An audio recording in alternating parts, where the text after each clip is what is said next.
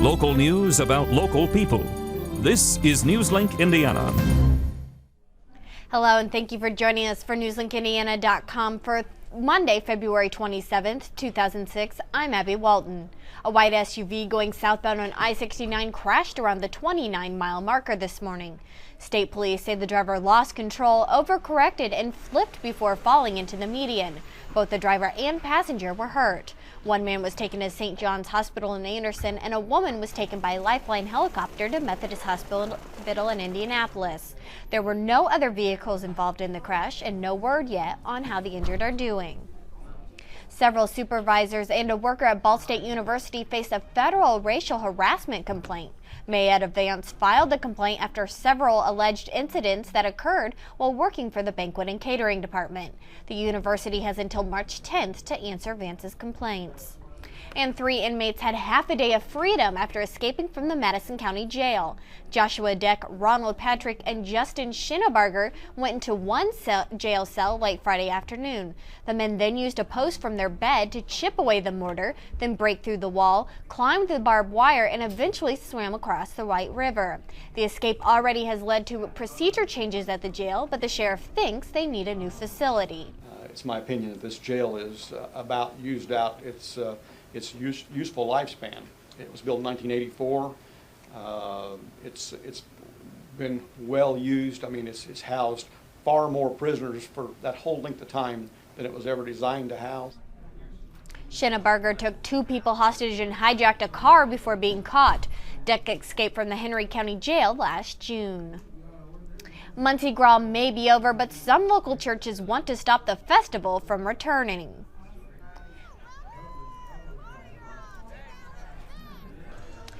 Saturday night celebration brought record crowds into the cold for an evening of partying against the protest of about 70 local churches and several community members. The coalition, led by Pastor John Tyner of Tabernacle of Praise Church, held meetings and prayer sessions that gained local and national news attention.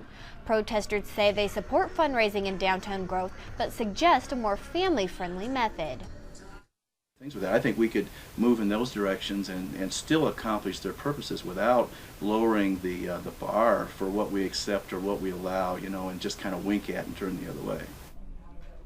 Bishop Milben said if Mardi Gras returns next year, they will too. And Marion police are holding a woman in custody for allegedly leaving her 8-year-old son home alone. After 33-year-old Rebecca Davidson left her son last Friday evening, the boy called 911. When Davidson arrived home, the police were there and arrested her.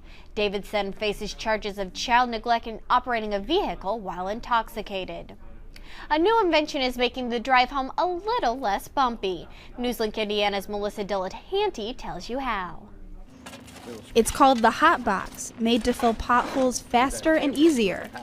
And what we're essentially doing is heating the asphalt up and putting it in the holes, and we're able to pack it in a lot better, and so far it's been working out pretty good. The new idea was constructed from an old dumpster and hooked onto a trailer. The portable machine is much more convenient, keeping the asphalt hot while covering the hole.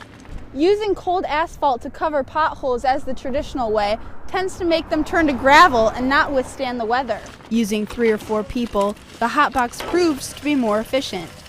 With what we're doing, we're hoping that the potholes will stay intact and we won't have to go back on a weekly basis and fill them back up. If not, they have a faster way to fix it thanks to their new invention. In Montpelier, Melissa Dilettanti, Newslink Indiana. And the city says that it will bring more hot boxes to the city's street department. And a deaf inmate's murder trial will continue through the use of a transcriber. 53-year-old Robert Barnett's trial starts tomorrow. He's charged with the stabbing death of a fellow inmate at the Pendleton Correctional Facility in 1993. Barnett wanted the county to pay for a hearing loss surgery before the trial began, but the judge declined. And now here's Jennifer Cook with a look at our forecast. And Jennifer, this weekend was just downright cold. It was very cold outside. I was outside at Muncie Gras this weekend, froze. Only stayed for a little bit because I was so cold. Yeah. Today, though, it was a little bit warmer. You know what? Spring is in the air and temperatures are on the rise. Overnight tonight, not as chilly as what we saw this past weekend. Expect overnight lows in the low to upper 20s. 25 locally in Muncie, 27 in Lafayette, 28 in Indianapolis, 29 in Bloomington. For the day tomorrow, we're already going to see signs of spring. Temperatures are going to be about 10 degrees warmer than the afternoon highs we saw today. 46 locally, 50 Indianapolis, 45 Lafayette. Check out the southeast. That's where they're going to see southwest. That's where they're going to see warmer temperatures, and that's a sign of what's to come for the day on Wednesday. We're watching this warm front as it slowly begins to move towards the north. That's why we're seeing the temperatures begin to rise. In fact, by 7 a.m. Wednesday, we're underneath the warm front, so that's going to be the warmest day of the week. Then we're going to be watching this cold front out towards the west. As the spring warmth comes up from the south, spring-like thunderstorms are going to begin to develop along that cold front, so be careful. Make sure you keep an eye to the sky that evening because some of those thunderstorms may be strong.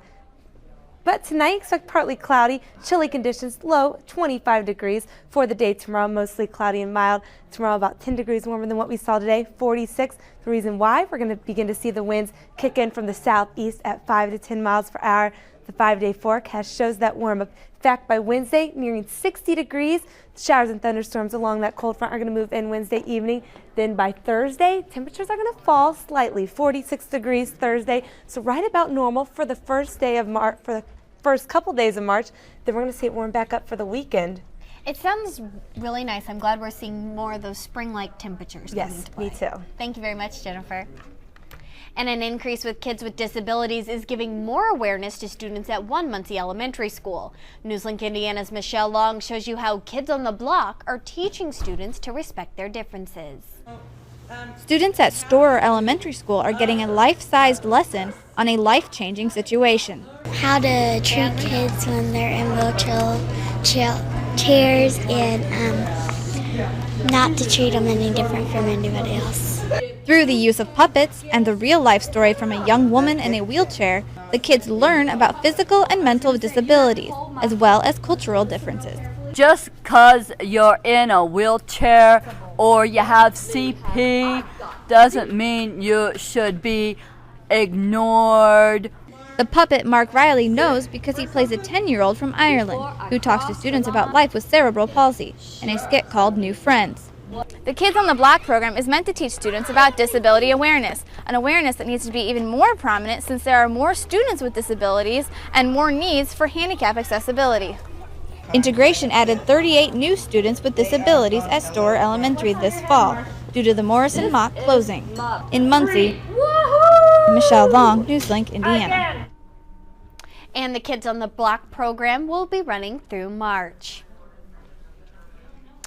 The Ball State University Biomechanics Lab and a bass virtuoso have one of the top-selling DVDs in the country. Newslink Indiana's Hillary Brown shows you what the team is doing now. Francois Rabat says he has one goal before he dies, to teach others what he taught himself. Give the hope for everybody to be a virtuoso. Rabat simplified bass playing with his unique bow and left-hand movements. Name your sport. You know, Babe Ruth, Hank Aaron for baseball, he is the best that ever was. Sturm first took Rabat to the Ball State Biomechanics Lab when they recorded the top-selling DVD, The Art of the Bow. Cameras, lights, and sensors will help to capture his revolutionary left-hand technique. The perfect marriage of art and technology. DVD lessons can be customized by focusing on specific movements and changing camera angles. I hope one day that they can feel what I am feeling when they play. Thanks to technology, budding bass players can learn from a master for years to come. In Muncie, Hillary Brown, Newslink, Indiana. And those are the headlines for East Central Indiana for Monday, February 27, 2006. Please join us again tomorrow right here at newslinkindiana.com.